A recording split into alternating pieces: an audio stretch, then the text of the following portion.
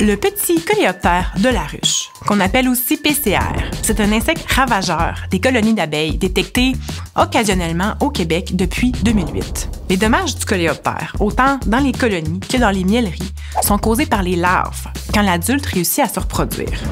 Le meilleur moyen de limiter les dommages, c'est comme dans un combat. Il faut apprendre à bien connaître l'ennemi, identifier ses points faibles, identifier nos points forts et sélectionner les meilleures armes pour se battre. Vous sentez-vous prêt à commencer la bataille? La première chose à faire pour identifier votre ennemi, c'est de savoir à quoi il ressemble et connaître son cycle de vie.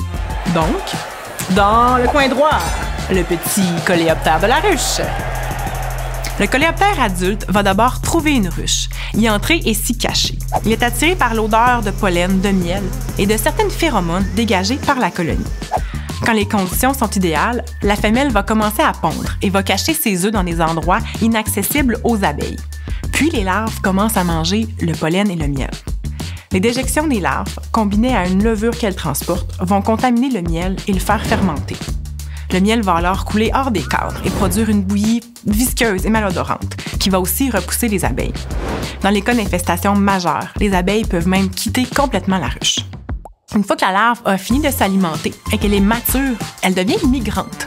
Elle se laisse tomber du plateau et sort hors de la ruche. Elle va alors creuser dans le sol pour muer et compléter sa transformation en adulte. Et l'aspirant au titre, dans le coin gauche, les abeilles et l'apiculteur.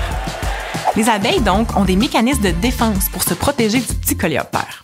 Elles vont chasser les adultes, essayer de les piquer ou de les mordre. Elles vont aussi enlever les œufs et les larves qu'elles vont trouver dans la ruche. Par contre, ça n'arrête pas complètement le coléoptère. Il va fuir les abeilles. Il peut même se laisser tomber entre deux cadres pour se sauver plus rapidement. Quand les abeilles l'attaquent, il se place en position tortue et expose sa carapace pour se protéger des piqûres. Heureusement, quand il y a assez d'abeilles dans la ruche pour patrouiller tous les cadres et que la colonie est en bonne santé, les abeilles sont très bien capables de contrôler le coléoptère. Il peut même y avoir un très grand nombre de coléoptères adultes dans la ruche sans qu'il se passe quoi que ce soit et sans qu'il y ait de reproduction. La clé du succès ici, c'est vraiment de mettre en place les meilleures conditions pour contrôler les coléoptères adultes et les empêcher de pondre. Vous voulez savoir quelles sont ces armes? Il y en a plusieurs.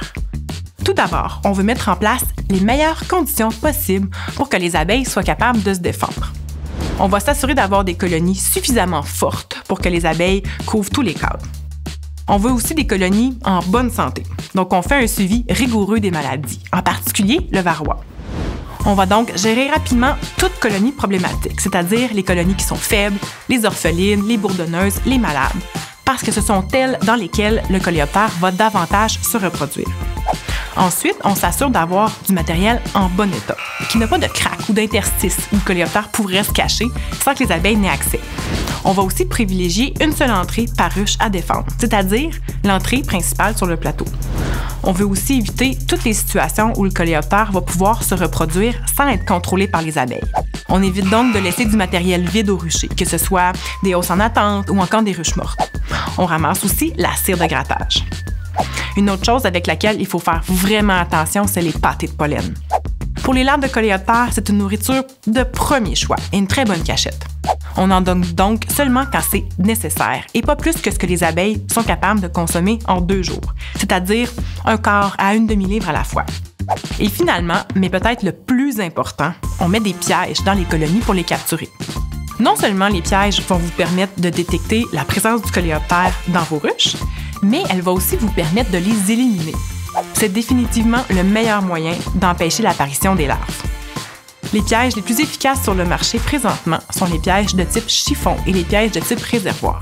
On les place sur le dessus de la dernière hausse, tout juste sous l'entrecouvercle, mais on peut aussi les placer entre n'importe quelle hausse. On en met au moins un par ruche, dans toutes les colonies du rucher. Le piège chiffon est composé de fibres que les abeilles vont défaire. Les coléoptères adultes vont s'emmêler dedans et y mourir. Les pièges réservoirs se placent entre 2 cadres. Les petites ouvertures permettent aux coléoptères d'y entrer et de s'y cacher. Le piège est rempli d'huile végétale dans lequel le coléoptère va se noyer. La larve du petit coléoptère prend environ 14 jours pour devenir mature. On va donc inspecter les colonies à toutes les 2 semaines au minimum pour s'assurer qu'il n'y ait pas de larves. Cette inspection-là peut être faite soit en allant voir les pièges, mais on peut aussi faire une inspection visuelle, en même temps qu'on fait notre inspection habituelle des colonies. Les coléoptères adultes mesurent 5 à 6 mm de long, soit environ le tiers de la grosseur d'une abeille. Ils sont de couleur brun foncé à noir, complètement unis, avec des antennes en massue. Dans les ruches, on va les retrouver où il y a moins d'abeilles et où sa nourriture est disponible, c'est-à-dire sous l'entrecouvercle, sur le plateau et sur les cadres de rive, en particulier les cadres de pollen et de miel de la hausse à couvain. Quand on expose les adultes à la lumière, par exemple si on soulève l'entrecouvercle, ils vont se cacher rapidement sous les abeilles ou entre les cadres. Il faut donc observer vraiment rapidement quand on ouvre la ruche. Les larves, elles, se trouvent davantage sur les cadres de pollen, de miel, sur les pâtés de pollen et sur le plateau. À l'agnellerie, le risque qu'on veut éviter, c'est que des œufs de coléoptères, qui peuvent se retrouver dans les hausses à miel, ne deviennent des larves. Les abeilles ne sont plus là pour les contrôler. C'est donc le travail de l'apiculteur de s'assurer que les larves ne se développent pas. C'est vraiment crucial pour éviter les pertes économiques et les dégâts de miel fermenté. L'œuf de petit coléoptère éclot en 24 à 48 heures, selon la température et l'humidité. Il va mourir quand on va le congeler et quand l'humidité est sous 34 %. L'idéal est de bien planifier la récolte du miel, le conditionnement et l'extraction pour éviter que les hausses ne se trouvent trop longtemps à température pièce. Pour récolter le miel sur les ruches, on utilise le chasse-abeilles pour 24 à 48 heures au maximum. Arrivé à l'agnellerie, on met les hausses directement dans la chambre de conditionnement à une humidité sous 50 % avec une bonne ventilation. Idéalement, tout le processus de conditionnement et d'extraction devrait être complété en 2 à 3 jours.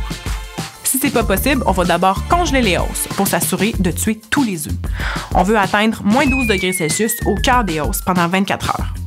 On va d'ailleurs aussi congeler le matériel qu'on ramène du rucher et qui aurait pu avoir été infesté par le petit coléoptère, comme les restes de pâtés de pollen par exemple. Finalement, après l'extraction, on va nettoyer la mêlerie tout de suite et faire fondre la cire de percule. C'est important de garder une bonne hygiène. Enfin, il ne faut pas oublier que le petit coléoptère de la ruche est une maladie à déclaration obligatoire auprès du ministère de l'Agriculture, des Pêcheries et de l'Alimentation du Québec. Donc, si vous en suspectez ou que vous en trouvez dans vos ruches, il faut les contacter. C'est comme dans tout combat. Il nous faut aussi des alliés.